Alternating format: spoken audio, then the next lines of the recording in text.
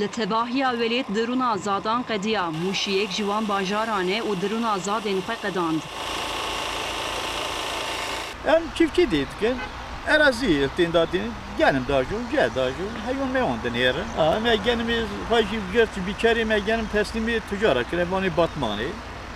Me teslimi vankir. Tonavici de hafsudu haftu pencala kerten. Yalnız gübre perpaliye saçkati mecburiye.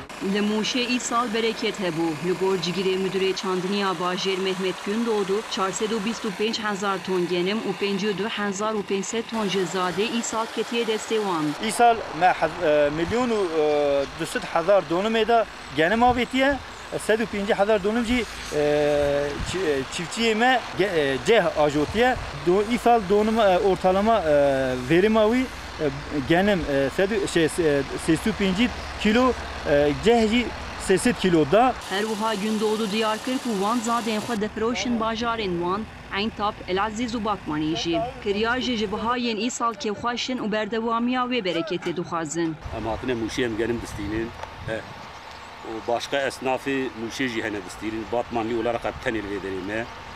و ام çiftçiya memnun, çiftçi jî me memnûnin. Fiyetê me ji wan re xweş tê. Ji aliyê din ve bi tenê bihaya mazotê cotkaran aciz dike û ji dewletê dixwazin bila ji bo cotkaran bihaya mazotê kêm bike. Mazotê sal bahaye devleta me alîkariya me bike em pir cê memnûn bin.